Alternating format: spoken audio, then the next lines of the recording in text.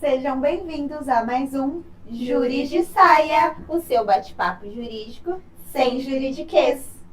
E hoje, finalmente, estamos com a doutora Susley, ela que é maravilhosa, conselheira estadual da OAB, advogada criminalista, muito ativa nas causas antirracistas, nas causas feministas. Seja muito bem-vinda. Obrigada, é uma honra estar aqui com vocês. Eu também acompanho o trabalho de vocês, o engajamento de vocês. Eu sou fã dessa subseção, tá? Quero deixar isso bem claro.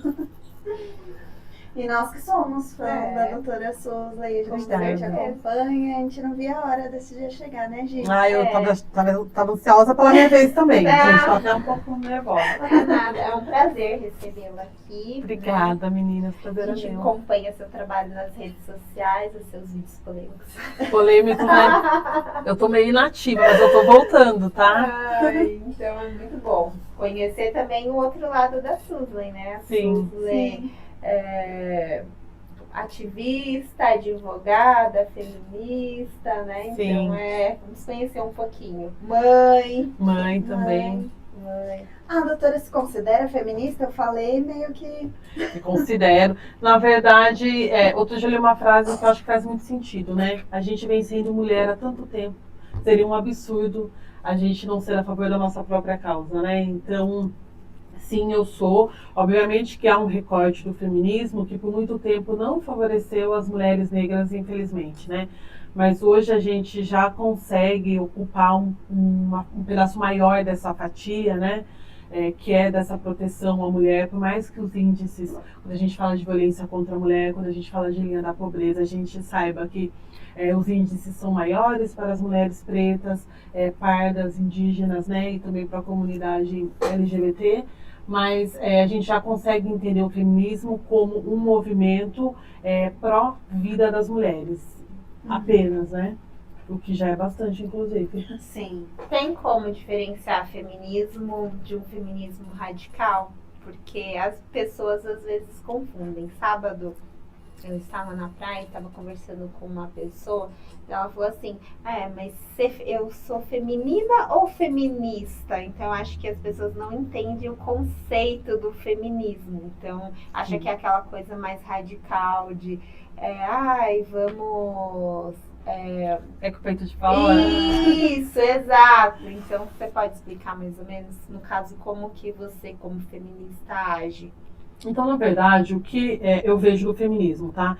Ele começou num movimento que as pessoas chamavam de radical, porque aquela ocasião exigia uma força maior.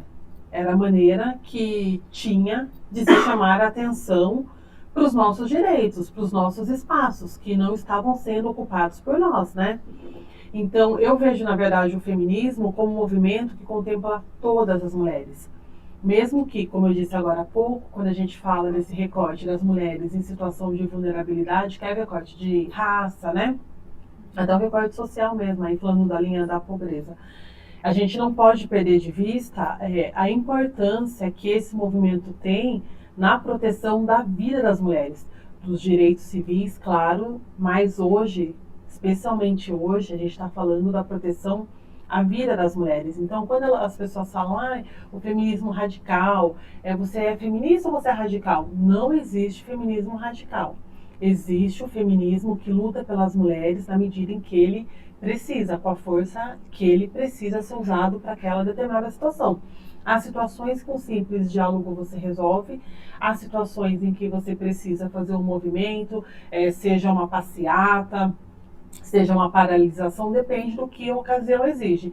Então, o feminismo ele serve para proteger a mulher dentro daquele contexto que ela precisa. Umas precisam mais, outras menos, mas infelizmente todas ainda precisam, né? Nenhuma de nós seguras, infelizmente. Sim. Eu vi uns stories seus que eu guardei para esse dia, pra gente falar sobre isso. Que você fala assim, gente, eu não sou do axé, todo mundo pensa que eu sou do axé e tal. E eu, inclusive, pensava, né? E a doutora é evangélica, né? Então, na verdade, eu sou batizada na igreja evangélica, né? Gosto muito de ir ao culto, tudo. É que a política, ela trouxe um conceito muito ruim para o que é ser cristão.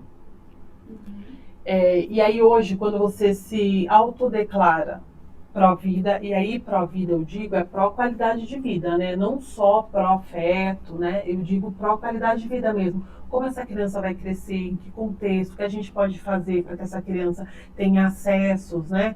E quando você se coloca nessa posição, é como se você fosse realmente de uma outra religião, uma religião de matriz africana ou qualquer outra religião, que não a cristã. Porque a política trouxe esse viés do cristianismo que não tem nada a ver com o cristianismo, né? Porque quando a gente falava de cristianismo, principalmente na minha infância, na minha adolescência, eu já fui coroinha, já fiquei em convento de freira. Quando a gente falava em cristianismo, a gente falava em amor e em solidariedade. Hoje, se você falar em amor, em solidariedade e repartir, você já não é mais cristão. Estranho isso, né? Porque é justamente o que Cristo ensina, né? Então, muitas pessoas pensavam, justamente porque eu defendo que as pessoas precisam ter suas próprias religiões, seus próprios pontos de vista, e isso precisa ser protegido e respeitado por lei e pelo convívio também.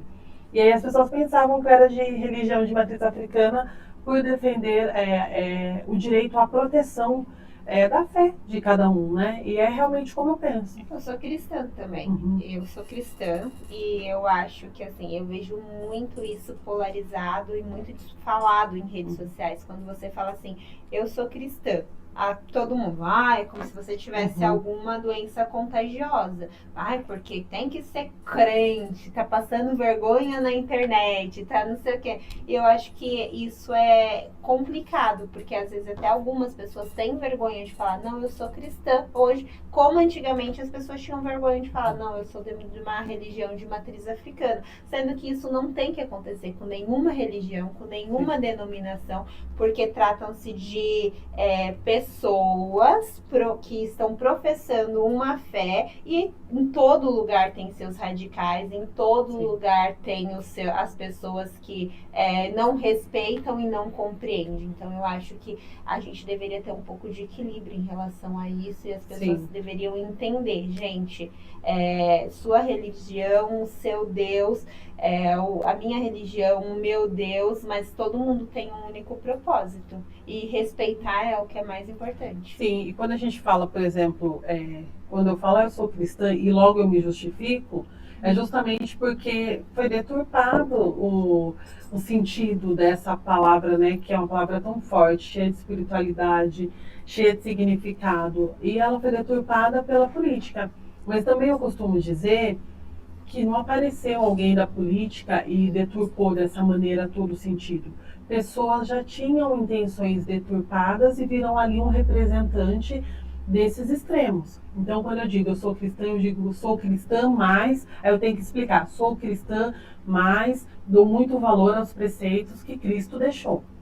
Então, eu não adoro o Messias que vocês adoram aqui na Terra, eu não adoro esse Messias. O Messias que eu adoro não está aqui na Terra, né? Esteve entre nós, não está mais. Ele não é o centro da minha fé, porque infelizmente nós que somos cristãos, nós vimos durante a política, essa polarização, eles trocarem o Messias, né?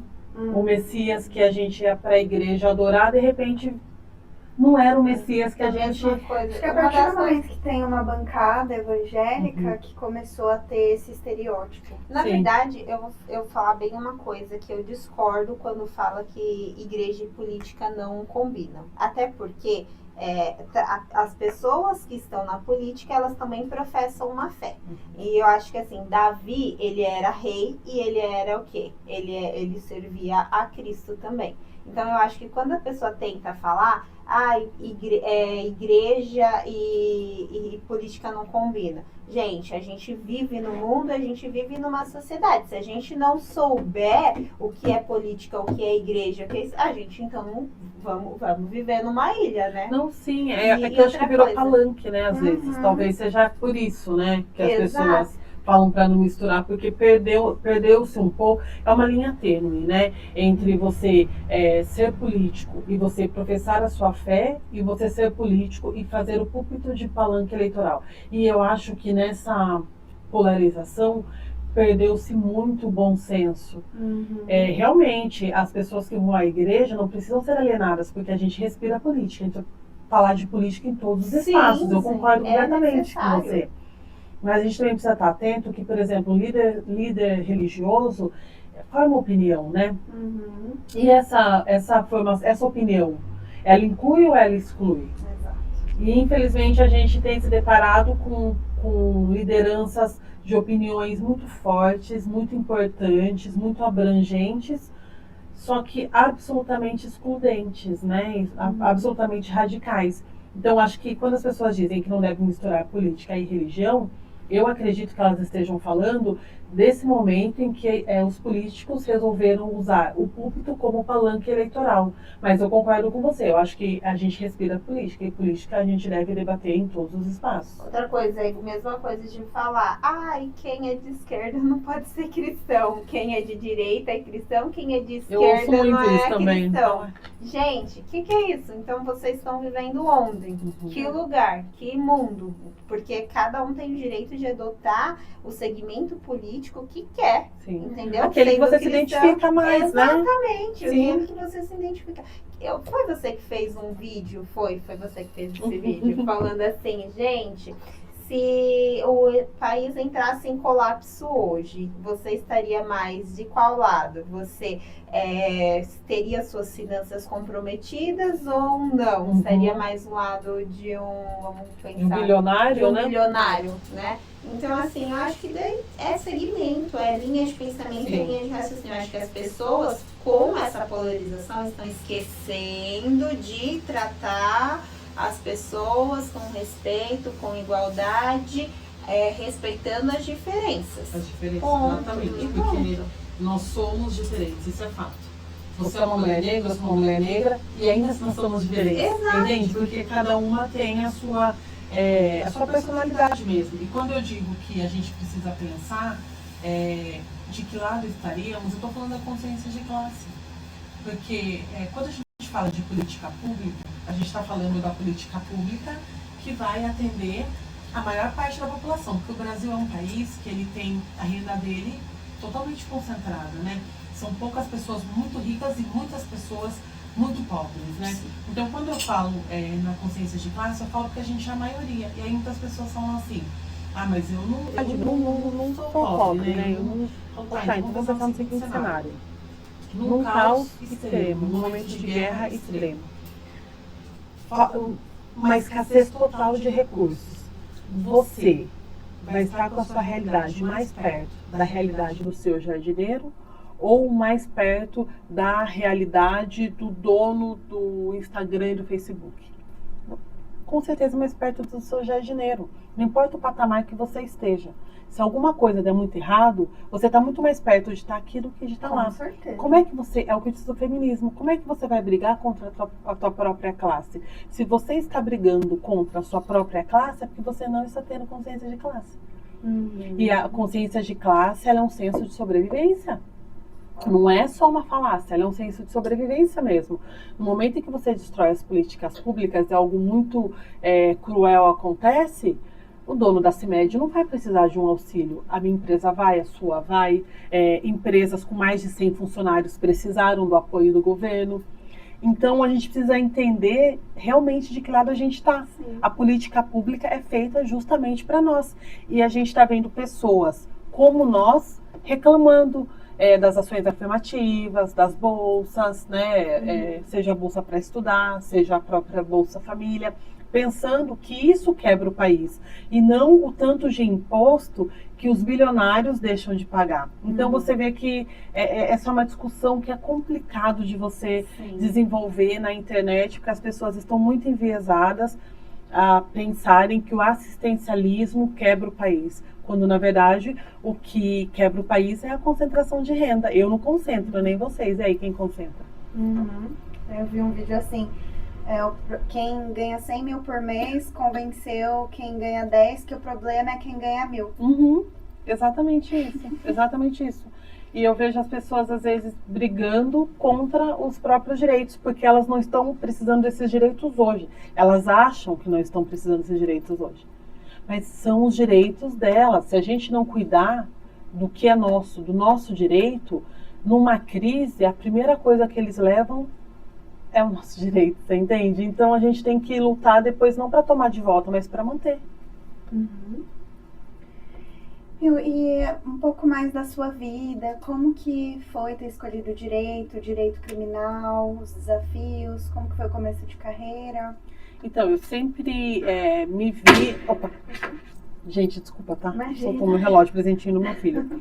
Eu sempre me vi numa... Vou até deixar aqui porque ele vai soltar de novo.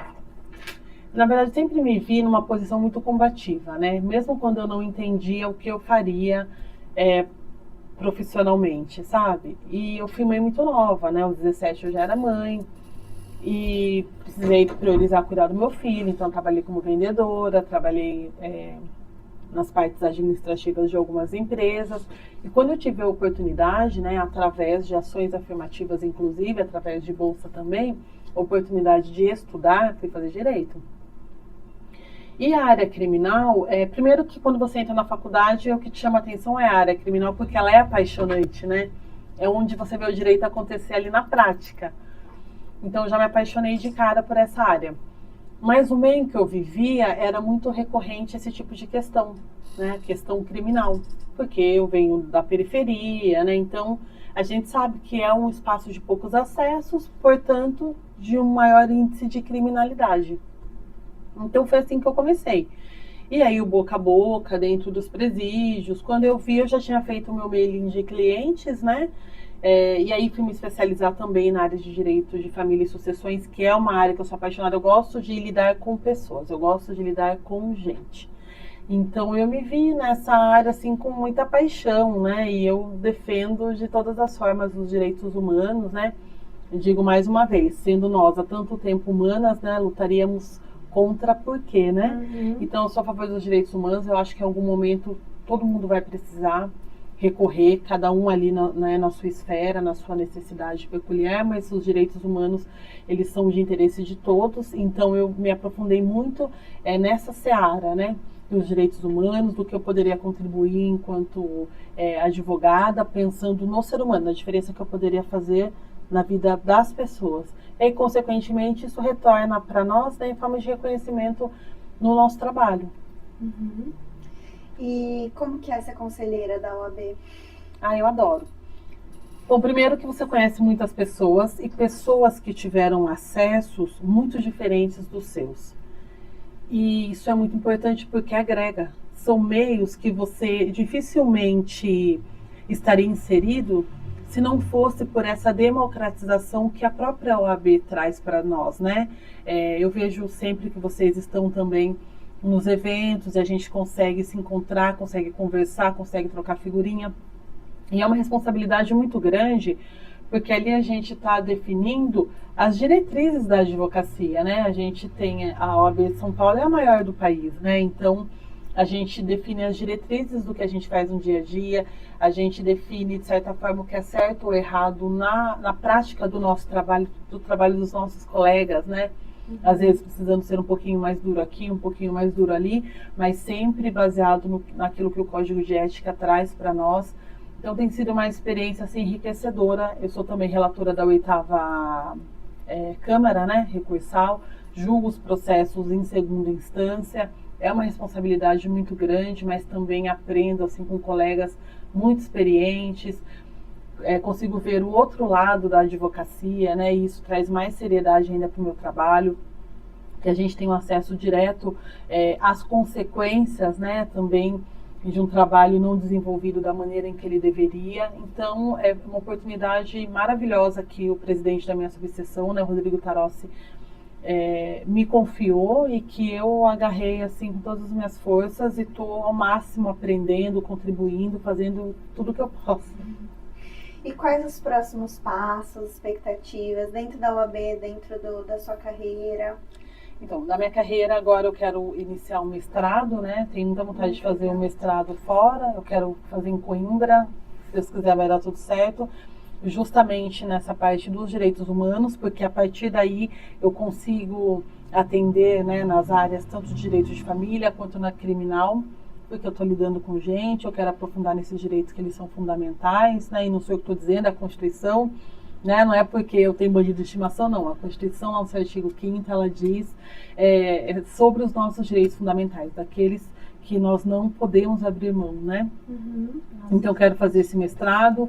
Dentro da OAB, eu sigo no conselho, né? Agora, provavelmente vou fazer parte de alguma comissão, que eu estou esperando ainda ser designada. Então, é isso. Estou tocando o meu escritório e fazendo as especializações que eu preciso para poder melhorar o meu trabalho, poder levar mais qualidade para o trabalho, para aquilo que os meus clientes esperam de mim, esperam como resultado. Então, eu amo a advocacia, né? Eu sou suspeita. E como que é ser mulher na advocacia criminal?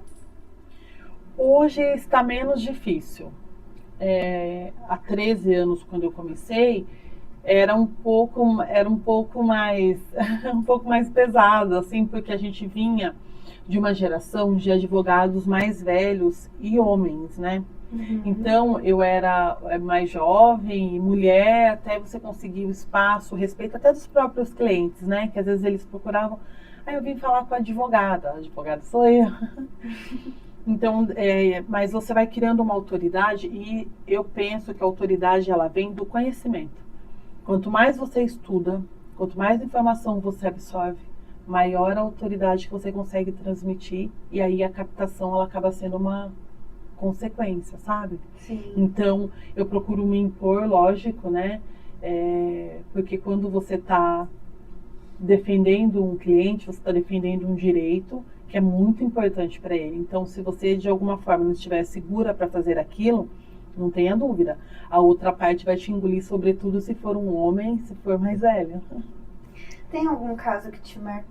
Não, pode falar. Tem algum caso que te marcou, tanto na carreira quanto no conselho?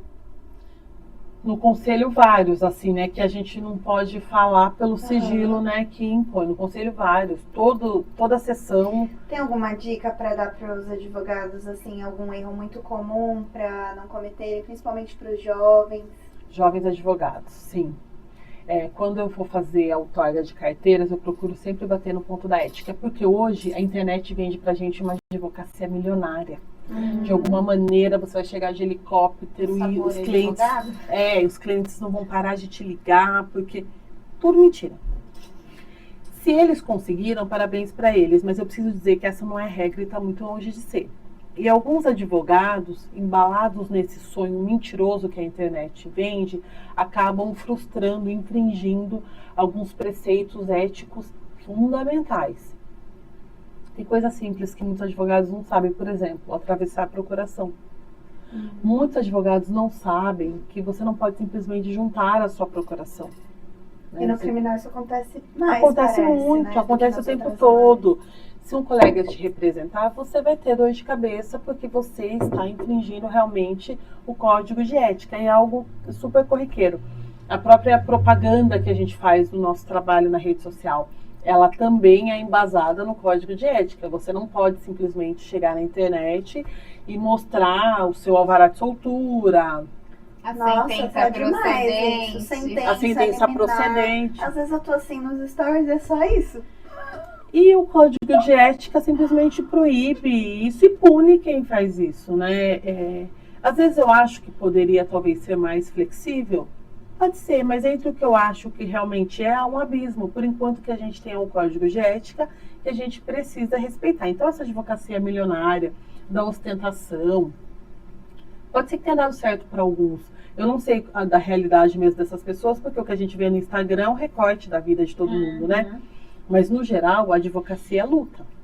Todos os dias você acorda disposto a lutar pelo direito de alguém. E através desse direito, você tem o seu trabalho reconhecido em forma de dinheiro. Por que não? Porque todos nós precisamos, né? Sim. A gente não inventou o capitalismo, mas a gente vive nele. Né? Então, é dessa forma que você recebe o seu dinheiro, fazendo um bom trabalho, sendo reconhecido por esse trabalho.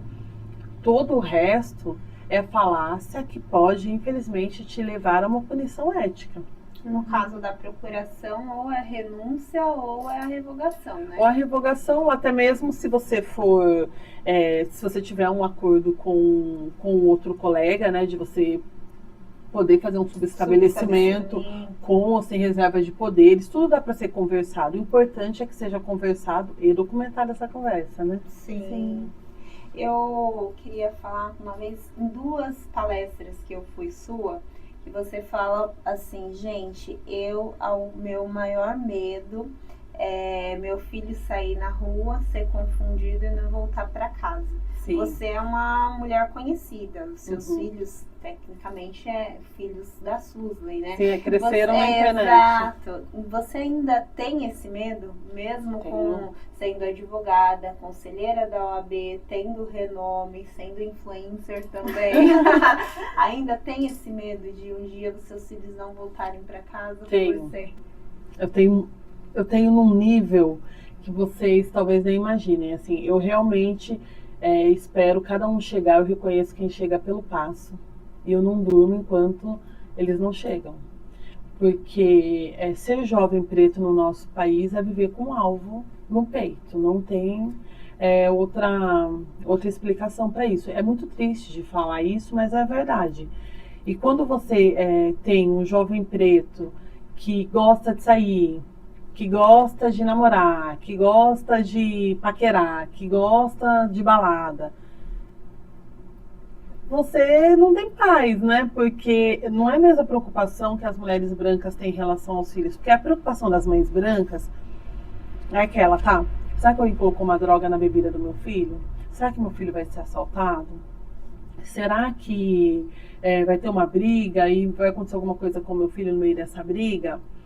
E vai precisar chamar a polícia? Tomara que a polícia esteja por perto e defenda o meu filho e tudo mais. A preocupação da mãe preta é: meu filho está saindo de casa, será que ele não vai ser confundido com um bandido? Será que quem está ali para protegê-lo não vai confundi-lo com um bandido? Será que ao abordarem, ele não vai ser forjado? Então eu fico nessa preocupação. Por exemplo, eu sei que eles não bebem, né? Não bebem e dirigem, pelo menos, né? Às vezes deve sair, deve beber, mas se vai beber, já sabe que não dirige. Eu já sei quando vai beber porque não sai com o carro, entendeu? Sai com os amigos. Mas eu tô o tempo todo em alerta.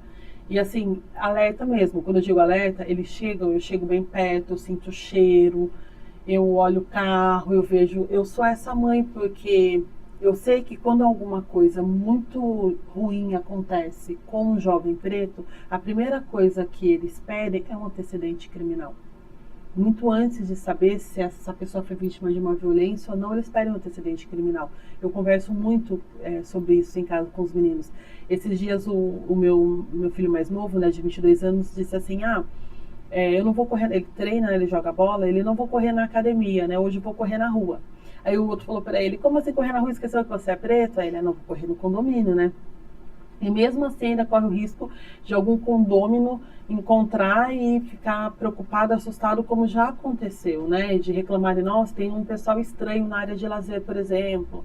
E aí vai lá ver, não, eles são moradores, né? São jovens moradores que estão conversando. Então é realmente um estado de alerta, eu diria, adoecedor. Por quê? Porque isso me gerou insônia. Eu não tenho mais uma noite tranquila de sono inteiro, porque você fica esperando ou seu filho ou uma notícia, né? Tanto que eu falo que o melhor barulho que existe é o som da maçaneta dando conta de que eles chegaram vivos, né? Mas sim, é uma preocupação constante ser mãe de jovens pretos. Eu acho que as mães de jovens pretos que estiverem nos assistindo, pais também, vão entender, os próprios jovens pretos vão entender o medo deles, né? Em relação à sociedade. Especialmente, por exemplo, os meninos que moram no condomínio. Às vezes a gente pensa, o perigo é menor. Não necessariamente, porque eles convivem também com muitos jovens brancos. E no momento de uma abordagem, a probabilidade deles serem os suspeitos é muito grande. Então eu converso sobre não dar carona, não pegar carona com quem bebe, com quem usa maconha, que a gente sabe que hoje em dia a juventude usa muito. E eu sei que eles não usam e não é nem papo de mãe, é porque em casa a gente conversa muito abertamente sobre tudo, mas se abordarem, por exemplo, um carro e tiver qualquer tipo de entorpecente, eles vão ser os primeiros a serem indagados, mesmo sendo filhos de uma pessoa que todo mundo conhece, que está sempre na internet, sempre combatendo esse tipo de ação, mas é um medo frequente. E para uma mãe de uma menina preta, quais porque também a gente tem um índice de violência contra a mulher e Absurdo. contra a mulher preta ainda. É bem maior. É bem melhor, porque na verdade a mulher preta, ela tá ali, né, na base da pirâmide, né, muito complicado, assim, a forma como nós somos subjugadas, né. E a mãe da mulher preta, eu acho que é até mais delicado, porque a gente, para além da autoestima, que a gente tem que trabalhar desde criança, tanto com o menino quanto com a menina, a gente tem a questão da aceitação, né. Como a mulher preta é vista no ambiente de lazer pelos outros homens ou pelas outras mulheres, né? Pelos parceiros e parceiras. Chegou a ver um vídeo do BBB da Argentina? Super infelizmente eu vi. Super pesado, porque objetifica muito o corpo da mulher preta. Então, ser mãe de uma menina negra é você ensiná-la a se amar, você precisa ensinar a se amar num mundo em que todo mundo odeia todos os traços dela. Você precisa ensinar que ela se valorize num mundo onde ela é absurdamente desvalorizada, tanto profissionalmente quanto afetivamente. Você precisa ensinar a ser segura e ao mesmo tempo amorosa, porque a gente também carrega a placa de raivosa. A violência que cometem contra nós não é o problema é como a gente reage. Então, ser mãe de uma menina preta é uma tarefa, eu diria até mais difícil que de um homem preto. No país que nós vivemos. Sim. Com certeza. E acho que sempre que vem criminalista, né, a gente acho que sempre é chovendo molhado, né? Sempre cai nisso, né? O quanto a educação é importante na base, que endurecer penas ou ter prisão perpétua, pena de morte, etc., não vai resolver, porque isso com outros países já tem esses índices e a violência continua grande contra mulheres negras mais ainda, jovens negros e tudo mais. É educação, né? Educação. A base de tudo. Só Educação. nesse assunto, a gente teve a indicação da Erika Hilton, né? Como para fazer parte do presidente do Conselho da Mulher. Aí o que acontece? A gente vê as publicações da internet, eu não sei vocês, mas eu sou viciada nos comentários. Muitos dos comentários não atribuindo a biologia, nada disso. Mais esses comentários que mais me chocou mas ela votou contra o aumento da lei do estupro, né? Votou contra as votações dela saíram sempre contra as mulheres. Então, como colocar o endurecimento da pena? Como que vai colocar uma pessoa que é contra as mulheres, já que ela votou contra o endurecimento da pena? Então, eu queria que você só explicasse para nós que o alho, nesse caso, não tem a ver com o bugalho. Ela tem 6 projetos a favor das mulheres, né? Quando a gente se posiciona contra o endurecimento de algum tipo de pena, alguma coisa assim, a gente não está, na verdade, se posicionando. Na verdade, a gente está se posicionando contra o punitivismo. Mas por que a gente se posiciona contra o punitivismo? Porque a gente sabe que a cadeia é preta, que a universidade é branca, e a gente sabe o porquê dessa diferença nos espaços. Então, quando a gente fala do endurecimento de pena, a gente está falando de um encarceramento da população preta massivo. E muitas pessoas ali, a gente sabe que elas não tiveram a chance de se defender. Porque a pessoa preta, ela é presumidamente culpada. Embora a Constituição traga presunção de inocência, a pessoa preta, ela é presumidamente culpada. Então, se você fala da prisão perpétua, você está falando do endurecimento de pena para as pessoas pretas que muitas vezes não tiveram aquele amplo acesso, né, ao contraditório, ampla defesa. Quando a gente fala da diminuição da maioridade penal, a gente está também penalizando os jovens pretos que, como os pais não tiveram acessos, também não puderam proporcionar esses acessos aos seus filhos, né? E o curioso é que as pessoas que levantam essas bandeiras do punitivismo são as mesmas que falam que você não pode fazer aquilo que você acha certo com o seu corpo. Elas querem que você faça o que elas querem com o seu corpo, mas com o que sai do seu corpo a responsabilidade é sua. Então elas querem cuidar da sua vida só até onde convém. É contra isso que eu me posiciono também. Então quando a Erika Hilton se posiciona contra o punitivismo, porque todos esses projetos que ela votou dessa maneira, ela votou contra o punitivismo. Não foi a favor da violência contra a mulher, não, foi contra o punitivismo. Principalmente porque a gente precisa respeitar o devido processo legal. Então a gente tem cláusula pétrea que menores de 18 responde como menor infrator e não como o criminoso. É lei. O que precisa fazer? Punir mais? Não.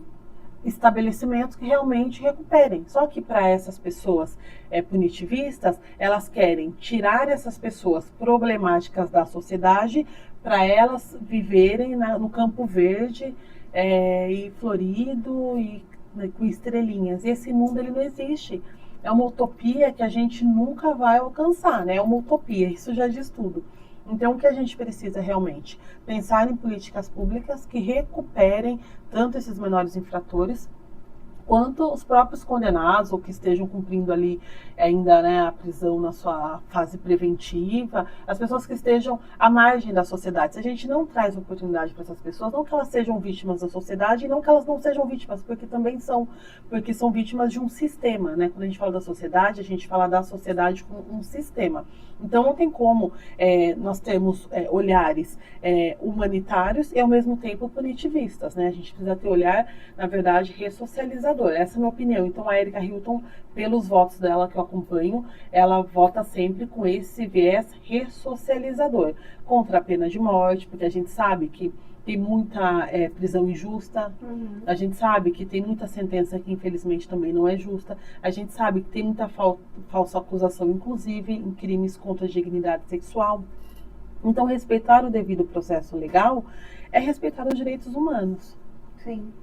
Então agora a gente está vivendo numa onda assim, aumenta a pena do feminicídio, mas a gente já teve o aumento de pena do feminicídio. Então a questão exatamente. Então a questão não é o aumento de pena. A questão ela é estrutural, né? A questão do feminicídio ela é estrutural. Os homens, eles foram educados para se relacionar com mulheres. Eles não foram educados para serem homens. Então, o orgulho dos pais era quando eles arrumavam uma namorada. E aí, os pais achavam que eles tinham cumprido o papel deles. Pronto, o meu filho homem gosta de mulher. Então, a gente vem de uma sociedade que não educou o homem para ser homem, educou o homem para gostar de se relacionar sexualmente com mulheres. Não vou nem dizer gostar de mulheres, porque pelo tanto que eles matam as mulheres, eles não gostam das mulheres. Não. Eles foram educados para que se relacionassem sexualmente com mulheres. Então, eu penso que é estrutural a questão do feminicídio. O homem, ele não mata porque ele foi traído. Numa traição, você chora, você se descabela, você termina um relacionamento. Não. O homem, ele mata porque ele não aceita ser rejeitado. Ele foi educado de tal maneira que a rejeição para ele, a traição para ele, como assim eu sou homem? Como assim você fez algo que eu não saiba? Como assim eu não sou todo poderoso, né? Como assim eu não sou onipresente? Onde eu estava quando isso aconteceu? Como assim alguém é melhor que eu? E enquanto nós mulheres, né, se fôssemos agir como eles, não estaríamos aqui, nenhuma de nós. Imagine, se toda mulher traída fosse matar alguém. Não existiria mais mais objetos, né? A partir do momento que você não me quer, você não serve mais. Não existia mais nenhum. Viu? Outra coisa, a gente tem tramitando o projeto de lei da misoginia e nós vimos um grupo de equiparar o racismo, né? A gente viu um grupo de advogadas que é contra esse projeto. Não sei se você chegou a acompanhar os vídeos que estão nas redes sociais. Olha, eu tenho visto muito pouco as redes sociais, porque desde que tudo aconteceu em relação a Erika Hilton, que ninguém nunca parou para perceber que homens já presidiram essa comissão.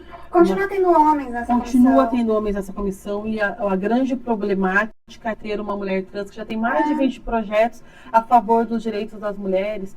Você percebe o nível de preconceito das pessoas. Eu tenho me afastado um pouco das redes sociais porque pessoas que eu gosto muito têm tomado posições muito diferentes daquelas que eu considero humanas. Uhum. E daquelas que eu considero realmente agregatórias para a nossa causa.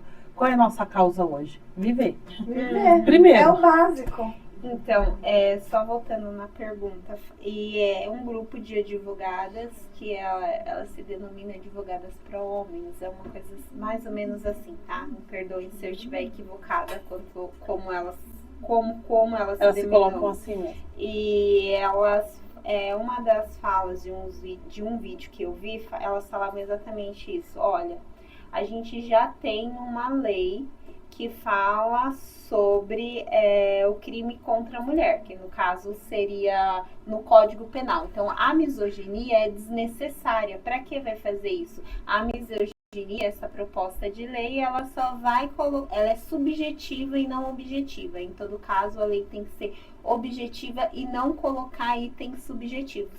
O que você acha disso? Então, na verdade, quando a gente fala da Lei Maria da Penha, hoje usa-se a lei realmente. Antigamente, a gente sabe que a lei não funcionava. Aliás, a própria lei favorecia o seu descumprimento. Hoje a gente sabe que a Lei Maria da Penha, ela funciona. Quando propõe colocar misoginia nessa questão, a gente está falando dos red pills, todas essas questões, é porque estão colocando as mulheres em prateleiras. Antes escondiam nos porões. Hoje colocam nas prateleiras. Essa serve porque não usa piercing, essa não serve porque tem tatuagem. Essa não serve porque é acima de 40. Porque é acima de 40. No geral não serve porque engravida. Ou não serve porque engravida. Ou não serve porque não engravida, como é o caso da Erika Hilton. Então a gente não sabe quando é que a gente vai servir. Então no momento a gente está lutando para conseguir viver. E eu penso que essas colegas advogadas que pegaram esse tipo de causa, eu entendo como legítimo. Eu acho que lutar por direitos é sempre legítimo, né? Quem vai decidir se esse direito vai ser concedido ou não é o magistrado. Mas eu prefiro acreditar que elas estejam pensando numa punição massiva onde mulheres possam fazer mau uso dessa lei. Porque a gente sabe que também tem as pessoas mal intencionadas que acabam usando uma causa tão importante, tão nobre, né, a favor de direitos assim bastante duvidosos. Mas eu penso que elas estejam falando de uma dupla punição. E faz um pouco de sentido, porque a Lei Maria da Penha, ela já tem esse condão. Quando a gente coloca o feminicídio também como crime autônomo, também tem esse condão. Só que, por outro lado, quando a gente fala de misoginia, hoje, você falar, por exemplo, que mulher dirige mal, que não vai contratar a mulher porque ela engravida. Isso é uma misoginia, mas que coloca a mulher à margem da sociedade, faz com que a mulher perca oportunidades e perca direitos. Então, de alguma maneira, isso também precisa ser punido de alguma forma. Eu acho que é uma questão... eu não sei se a gente tem os mecanismos necessários para conseguir realmente discernir uma coisa da outra, mas eu acho importante, sim, que haja uma punição, principalmente porque a gente está aqui fazendo um barulho para sobreviver, mas a gente quer sobreviver com direitos. Não com pessoas indo sem medo algum, né, à internet, dizer que se tivermos um piercing, não servimos para nada. Se tivermos uma tatuagem, também se tiver filho, não pode se relacionar. Se não tiver filho, também não pode. Dizendo que a gente pode... Então eles decidem se a gente pode ou não viver. Acabou. Então eles decidem se a gente pode viver. Se viver, pode ser amada, né? Se a gente pode ser respeitada, se a gente pode ser empregada, se a gente... Enquanto isso, a gente está morrendo. A gente está morrendo. Então eu acredito que seja muito importante. Eu entendo o posicionamento delas, né? De tentar evitar aí uma super punição, né? Mas eu acho que hoje é mais urgente a gente olhar para o lado que está morrendo do que para o lado que está matando.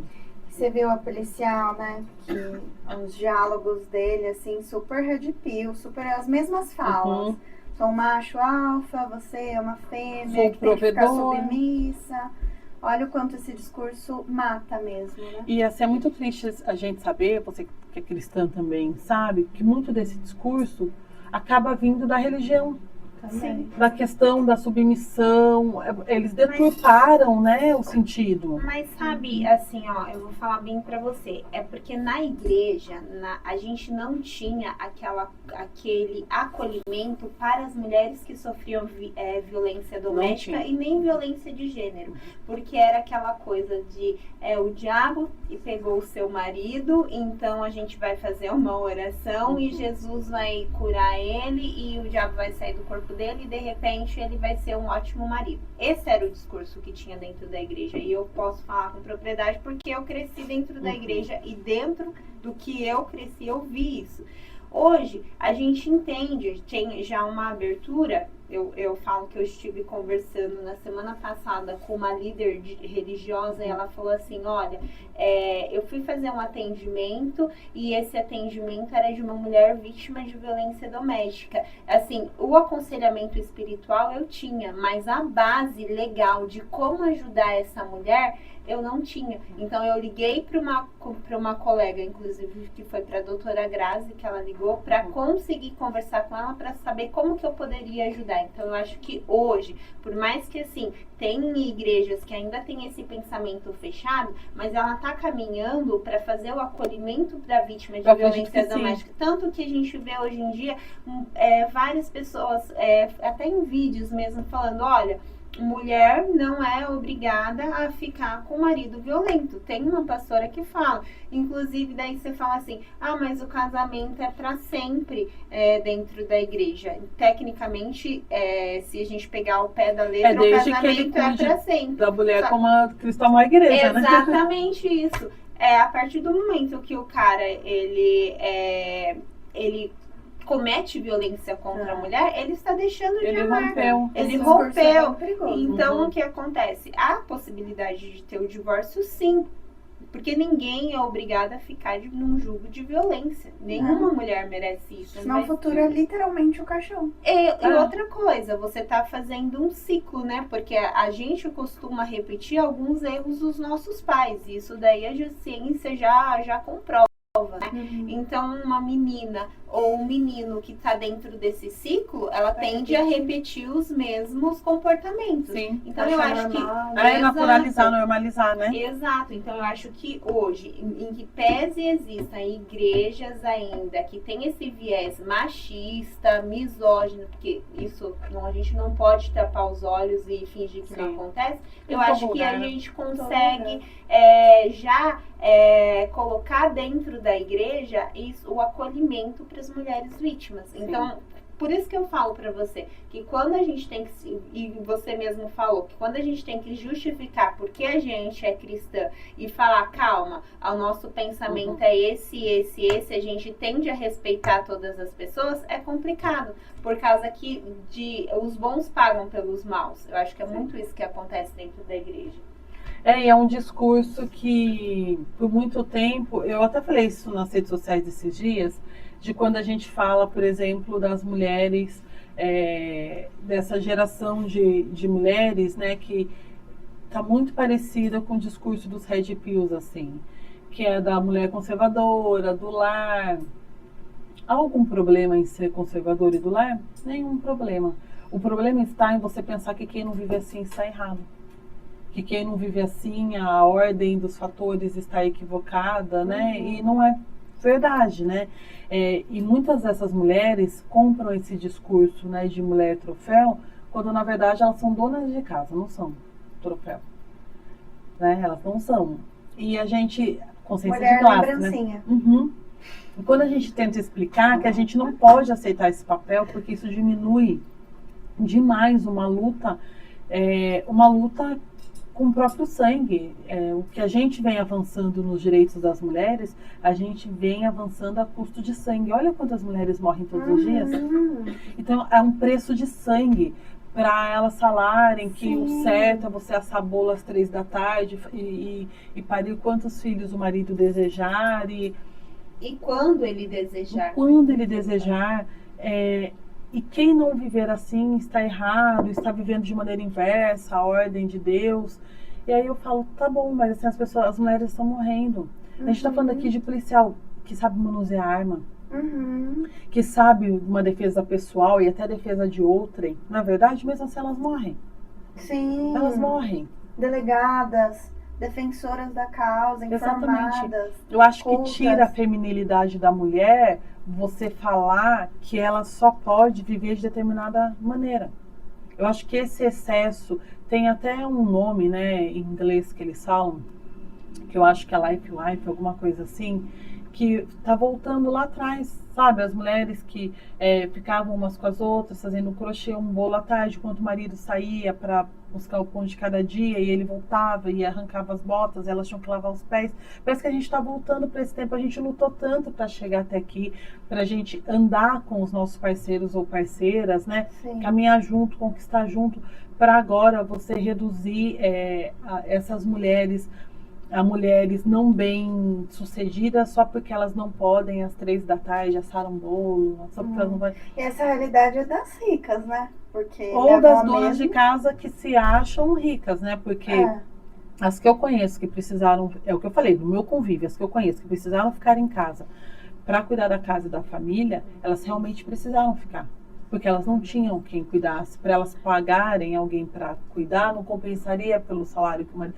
E elas, no fundo, gostariam muito, sim, de terem estudado, trabalhado, elas fora, né, de Imagina casa. se fosse pagar o trabalho Uhum. doméstico também, né? Que é um trabalho invisível, Um né? trabalho invisível. Não é muito aquele ditado que fala assim, tempos difíceis criam homens fortes e tempos, mais ou menos assim, tempos difíceis Sim. criam homens fortes. E tempos fáceis criam pessoas fracas, né? Exato. E trazendo esse discurso para o feminismo, eu me preocupo um pouco também com essa questão do forte e o fraco, né? Porque a mulher sempre, né, tá naquela posição mais vulnerável. E realmente nós estamos vulneráveis. Nós estamos vulneráveis porque o patriarcado ele é estrutural. Então a gente já nasce, a gente já Se reinventa também. e a gente é preparado para servir o homem. A mulher ela é preparada para usar uma roupa que o homem goste que ela use.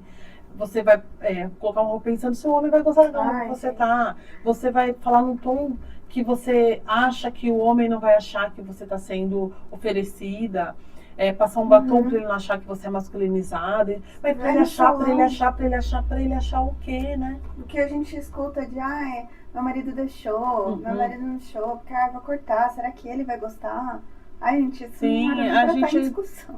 Não era para estar, mas o seu você vê, quando você pega o discurso daquele policial que matou a namorada, uma moça bonita, fazia academia, ou seja, tinha força física também, tinha todo o preparo, arma de fogo, tinha tudo. E isso é adoecedor, porque de alguma maneira ele entrou na mente dela e ela ficou totalmente vulnerável. É meio um narciso, né? Aquela coisa. Fica vulnerável, porque assim, o discurso dele... Eu queria terminar. Aí, nossa, quantas mulheres hoje, se terminassem, se divorciassem, vão estar vivas? Só de querer isso. É porque a protetiva é uma ordem, né? De afastamento. Só que o machismo ele é tão cego, ele é tão constrangedor que ele ignora qualquer ordem. Ele ignora a lei. Ele ignora que, num caso, eles preferem morrer. Olha só, eles preferem morrer a ter título de corno. Você tem noção? Você viu um caso que o cara descumpriu a medida protetiva e foi na casa da mulher e a mulher acabou matando ele? Mas foi uma coisa bem assim, porque ele tinha prometido, ele jurou que iria, pelo menos na reportagem falava que ele jurou que iria se vingar. E aí ele saiu, prendeu as 2 crianças no quarto, prendeu ela também, daí parece que uns vizinhos vieram socorrer e aí houve os 2 acabaram ali discutindo e ele acabou falecendo por conta disso. Mas se você vê a mesma coisa disso, o cara tinha medida protetiva, o cara saiu e se ela não matasse ele, ele ia Exato. Sim. Exato. E é uma condição de vulnerabilidade absoluta, né? Porque a protetiva é uma ordem de afastamento que eles simplesmente não cumprem, porque eles pensam assim, vou acabar com tudo. Se não estiver bom para mim, bem, se eu morrer tudo bem. Se não estiver bom para mim, não estará bom para mais ninguém. Né? Ou se for minha, não será de mais ninguém. Exatamente. Porque do caso da policial, ele falava, né? Foto de perfil, porque mulher casada não pode ficar com foto sozinha, porque isso é dar liberdade para os outros machos curtir. Só que sabe o que alimenta esse discurso? Com uma mão ele traz todas essas informações, com a outra ele assume um papel de marido super protetor, que faz com que ela se sinta uma mulher super protegida, por consequência uma mulher troféu, Sim, tudo que tem ela não é. mulher que gosta que o marido, o namorado sinta ciúmes. Ai, se não tem ciúmes, não tem Não amor. ama. Gente, esse discurso mata. Simples assim. Você sabe E que o ciúmes é natural até, se você for pensar, mas não os ciúmes do homem não é natural. Isso que é curioso. O ciúmes é natural, mas o do homem não é, porque o homem ele não sabe só sentir ciúmes, ele é dono, né? Ele é proprietário, é uma coisa de posse. No evento da OAB, a Viviane, a palestra dela foi sobre violência doméstica. Ela falou bem isso, gente, não normalizem os ciúmes, pelo amor de Deus. Ciúmes é doença. O cara não deixar você fazer nada por ciúmes, no dia que você falar, vou fazer, você morre. E tem mulher que acha bonito. Ai, meu namorado não deixa, meu marido não deixa. Eles acham que é heróico, né? Matar por amor, por ciúmes. Não é doentio. Realmente a gente tem que revisitar a forma como a gente tem criado os nossos homens. A gente vai ter que revisitar a criação que a gente está dando para os nossos homens. Pais, mães, avós, né? Os responsáveis, nós vamos ter que revisitar. Porque a gente, de certa forma, é vítima desse sistema. Mas se a gente perpetuar esse sistema, nós vamos fazer vítimas, né? Sim. É 2026, a gente está passando por isso. E no número crescente, né? Todos os dias. dias. Quanto mais poder a mulher tem, mais vem uma força contrária. Agora eu tenho uma pergunta. Quando é que as pessoas vão começar a associar o aumento nos casos de feminicídio à extrema-direita? Nem todos, mas sempre um. Comecem a observar. Comecem a observar os autores desses crimes, as ideologias, os perfis. A gente tem que começar a associar. Por uma questão de sobrevivência. Por uma questão de sobrevivência, nós vamos ter que começar a associar. A gente vai ter que começar a desenhar o perfil dessas pessoas para poder ficar longe delas. Não tem muito o que fazer. Sim. Porque é perigoso. A sua filha, você é mãe de menina? Alguém aqui é mãe de Eu sou mãe de menina, de uma bebê. Se eu vejo que segue Red Pill, não tem. Agora você imagina, a sua filha vai arrumar um namorado. Olha o tanto de coisa que você vai ter que prestar atenção para saber se sua filha vai estar realmente segura. Você entende? Antigamente era só ver se a pessoa ia dirigir e beber ou não, né? Na sua verdade, filha. Hoje você em tem dia que não. abrir um leque, ó. É assim, ver os pensamentos da pensamentos. família, porque como a E pessoa... até quem segue na internet. Até quem segue na internet, porque se a pessoa se identifica com esse tipo de discurso, não é confiável. Porque de alguma maneira se deixa influenciar. A internet ela está aí para influenciar. Tem muita coisa boa, ok, mas nada mais é do que ela é criada. Até a forma como você rola o feed do Instagram, ele foi feito para influenciar. Exato, por isso mesmo eu falo. Ó, agora a gente tem o ECA digital aí para esses adolescentes, cuidado. Falo com minha filha, cuidado com o que tá vendo. A gente tem o ECA digital, pais, a responsabilidade é sua, também das empresas, porque dependendo do que tá vendo, você não vê, adolescente não tá conseguindo receber não, mas é porque já vem e vê esses discursos red pill da internet e fala o quê? Quer aplicar na prática. O que estava acontecendo no Dia da Mulher, aquela trend que viralizou. Nossa, você fala não, a pessoa exata, fala não, então a menina que levou uma facada no rosto, outra, quantos adolescentes cometendo crimes assim, meu Deus. Aquela própria menina, né, que foi vítima de um estupro coletivo, né, daqueles adolescentes. Exato. E a camiseta escrito, não se arrependa.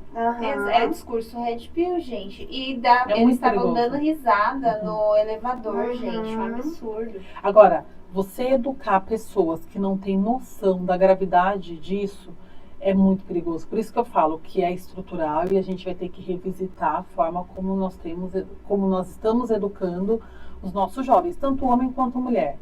Mas principalmente homem. A mulher no sentido de se proteger. A minha filha... E o homem no sentido de não machucar, né? E a minha filha eu falo, ó, o contexto que a pessoa que você quer se relacionar está inserido. Porque você vê o contexto que esses meninos estavam inseridos, do pai passar a mão, a mãe passar a mão e comprar uma camiseta ou permitir que o seu filho use uma camiseta dessa. Então, qual contexto está inserido? E aí eu também vou trazer até sobre um caso, né, que há muito tempo eu tive, e acho muito importante esse caso, eu uso sempre, até mesmo em casa, que eu digo para os meninos, quando vocês saírem, não se relacionem com mulheres que estejam bebendo.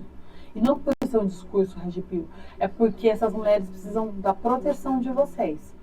E não que vocês tirem proveito. Nada impede que amanhã ou depois você mande um WhatsApp com um vídeo para ir no cinema, para jantar, para ela totalmente consciente do que ela quer, das vontades dela, até onde ela quer ir, sem estar numa situação vulnerável.